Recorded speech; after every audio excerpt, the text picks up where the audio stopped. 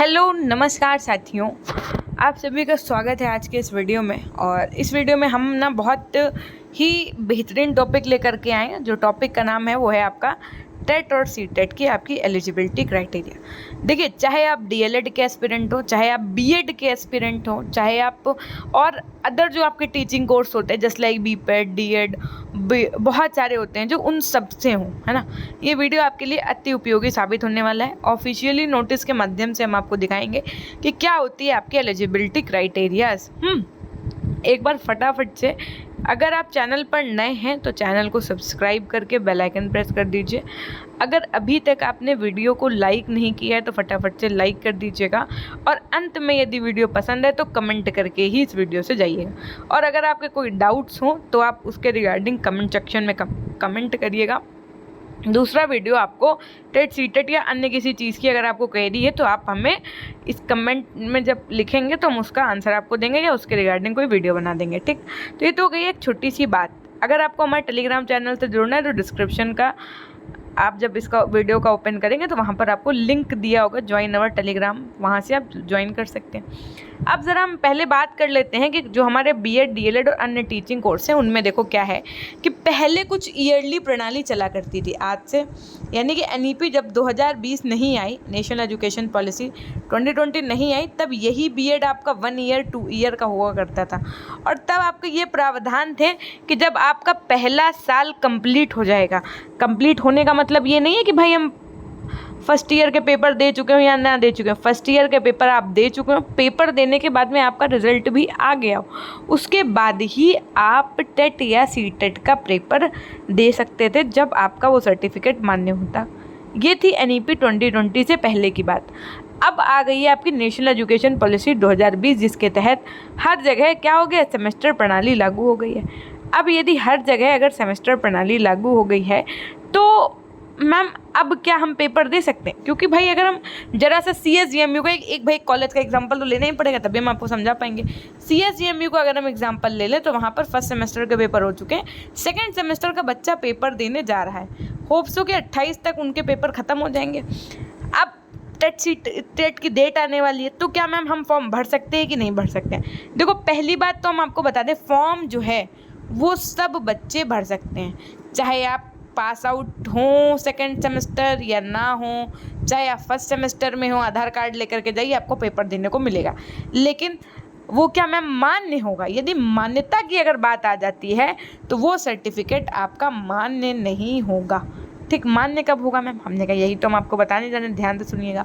जब आप अपना सेकेंड सेमेस्टर का एग्ज़ाम दे लें, उसके बाद में रिज़ल्ट उसका जब आ जाएगा, उसके बाद ही आप एलिजिबल माने जाएंगे, टेट हो या आपका सी टेट, यानी यूपी टेट हो या सी टेट हो आपका, ठीक। पहली बात तो ये हो गई। लेकिन मैम हमारा एग्ज़ाम देने का मन है तो निश्चिंत आप एग्ज़ाम दीजिए, है ना।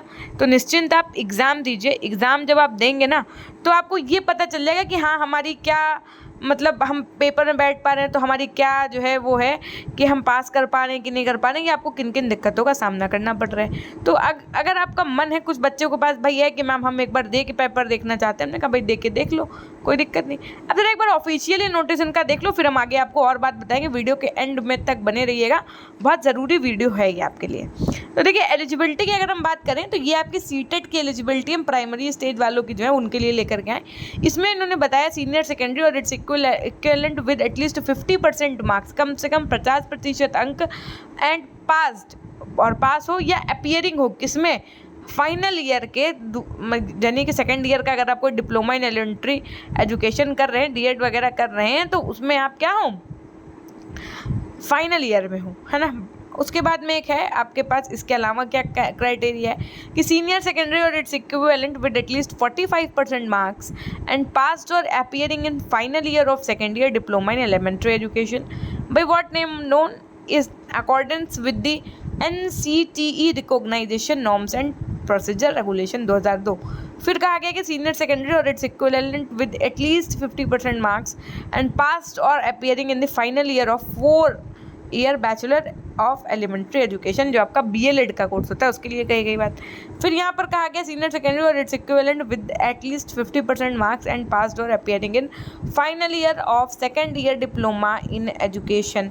उसके बाद में बात यहाँ पर B.Ed वालों के लिए कही गई कि आपका ग्रेजुएशन में कम से कम 50% मार्क्स और आपने B.Ed कर रखा हो। ठीक, तो खैर B.Ed वालों का तो एडमिशन ही तब होता है जब उन्होंने 50% मार्क्स गेन कर रखे होते हैं। तो ये तो हो गई आपकी बात। अब तो बात समझ में आ गई होगी। DLED वालों की अगर हम बात करें तो सेमेस्टर प्रणाली आपके में भी है। तो जब आप अपना सेकेंड सेमेस्टर दे लेंगे, उसके बाद में जब आपका रिजल्ट आ जाएगा, तब आप आराम से क्या कर सकते हैं, टेट और CTET का फॉर्म फिल कर सकते हैं। फॉर्म फिल करने के बाद में पेपर हो जाता है। तो लेकिन मैम तैयारी कब शुरू करें, इसके विषय में भी अभी हम इसी वीडियो में आपसे बात कर रहे होंगे। बस 1 मिनट रुकिएगा ज़रा। तो देखो, अगर हम सबसे पहले बात कर लें फर्स्ट सेमेस्टर जो हमारे बच्चे हैं B.Ed वाले, उनके साथ सिनेरियो ये है कि देखो, एक एक्सपेक्टेड डेट हम मान लेते हैं। मान लो कि भाई 28 अगस्त तक CTET की जो है फॉर्म फिल करने की डेट है। एक एग्जाम्पल मान लो, ठीक, उदाहरण स्वरूप, ऐसा है नहीं, हम उदाहरण मान रहे हैं केवल कि मान लो 28 अगस्त डेट है। अब आप लोग अपना 28 जुलाई को पेपर देने जा रहे हो। अगर CSGMU की मान लो मेहरबानी रही, आपका रिजल्ट इस बार CTET के पहले ही घोषित कर दिया।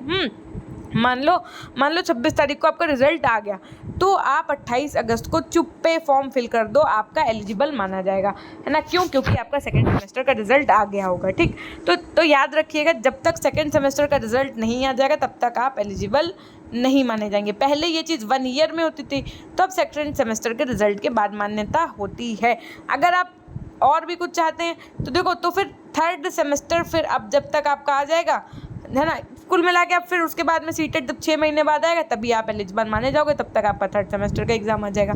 ठीक, तो ये थी एक छोटी सी जानकारी। अब ज़रा बात कर लेते हैं कि मैम स्टडी कब से करनी है। तो एक बार ये सुन लो कि स्टडी प्लान आपका क्या होना चाहिए, है ना। अब भाई सबसे पहला एम, अब आप B.Ed और DLED के एस्पिरेंट हैं और एलिजिबल भी हो जाएंगे टेट CTET के बाद इन्हीं 1-2 महीने, इवन 1 महीने के बाद। अगर हम B.Ed वाले बच्चों की बात करें तो 1 महीने के बाद, और DLED वालों की बात करें तो ये भी मान के चलो 2 से 3 महीने के बाद में एलिजिबल हो जाएंगे पेपर देने के लिए। तो हम आप लोगों के विषय में ये बता दें कि आप लोग अपनी स्टडी शुरू कर दीजिए। मैम स्टडी में क्या मेनली पढ़ना है? हमने कहा देखो, अगर आप अपना B.Ed और DLED की पढ़ाई अच्छे से की है तो लगभग 40 से 50% तो आपने अपना पहले ही कवर कर रखा है। लेकिन कब? जब आपने अपने B.Ed और DLED को प्रॉपर टाइम दिया हो, अच्छे से बुक्स वगैरह पढ़ी हो तो, अन्यथा की स्थिति में नहीं। अगर अच्छे से पढ़ा है तो आपका 40-50% ये मान के चलो तैयारी ऑलरेडी हो चुकी है। अब बात आती है कि मैम बचे हुए सिलेबस को हम कैसे कंप्लीट करें। तो देखो, बचे हुए सिलेबस की तैयारी भी आपको करवाई जाएगी। उसके लिए एक अलग चैनल बना है मनीष एकेडमी लाइव करके, वहाँ पर आपकी क्लासेस होंगी। लेकिन क्लासेस कब होंगी मैम? क्लासेस आपकी तब शुरू हो जाएंगी जैसे ही आपका सेकेंड सेमेस्टर का पेपर हो जाएगा। तो आपकी क्लासेस रेगुलर शुरू हो जाएंगी। बाकी जो बुक्स वगैरह का सजेशंस होगा वो हम आपको देते रहेंगे, आप उनके अकॉर्डिंग पढ़ते रहिएगा। तो फाइनली आपको किस पे ध्यान देना है? अपने B.Ed और DLED पे ध्यान देना है। पहले तो एक बार अपने अच्छे परसेंटेज यहाँ पर बना लीजिए, क्योंकि जब प्राइमरी में सुपर में मेरिट बनती है तो फिर बहुत हाई जाती है, फिर दिक्कत होती है ना।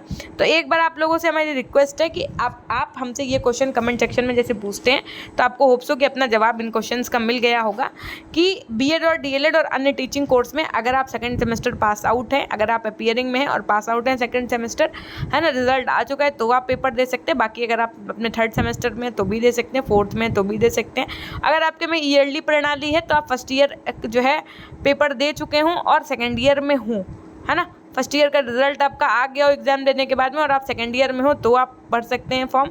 और उसके बाद में जो आपकी मान्यता है, पेपर तो आप चाहें तो ऐसे भी दे सकते हैं भाई, 1200-1500 की बात है। उसके बाद में जाना आना मन हो तो देख लो। बाकी जो मान्यता मिलेगी आपके सर्टिफिकेट को, वो आपकी कब मिलेगी?